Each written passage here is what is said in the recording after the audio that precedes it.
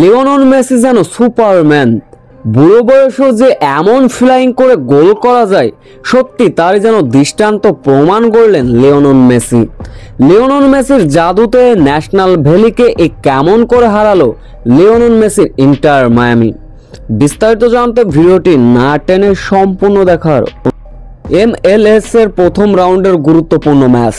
National valley SCর বিরুদ্ধে শুরুতেই চালায় আক্রমণ ইন্টার মায়ামি।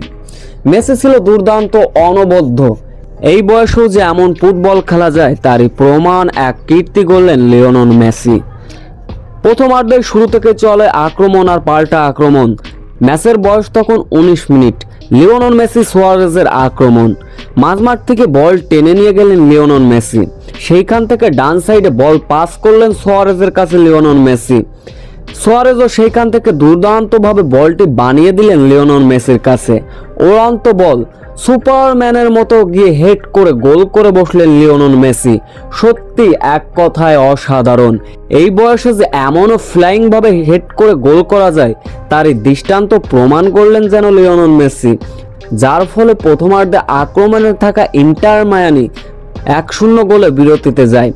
এরপর চলে আক্রমণ আর পাল্টা আক্রমণ। তবে ন্যাশনাল ভ্যালিও দেখিয়েছিলেন দ্বিতীয় অর্ধে দাপট। ম্যাচের বয়স যখন 62 মিনিট, আবারও গোলের দেখা পেল ইন্টার মায়ামি, যার ফলে ম্যাচের 62 মিনিটেই 2-0 গোলের লিড পেয়ে যায় ইন্টার মায়ামি। ম্যাচের শেষ ভাগে অতিরিক্ত মিনিটের সময়ে আবারও গোলের দেখা পেলেন লিওনেল মেসি। অতিরিক্ত মিনিটে ন্যাশনাল ভ্যালিও একটি গোল শোধ করেন। মূলত লিওনেল মেসির জাদুতেই ইন্টার মায়ামিকে 3-1 গোলের ব্যবধানে হারালো ইন্টার মায়ামি।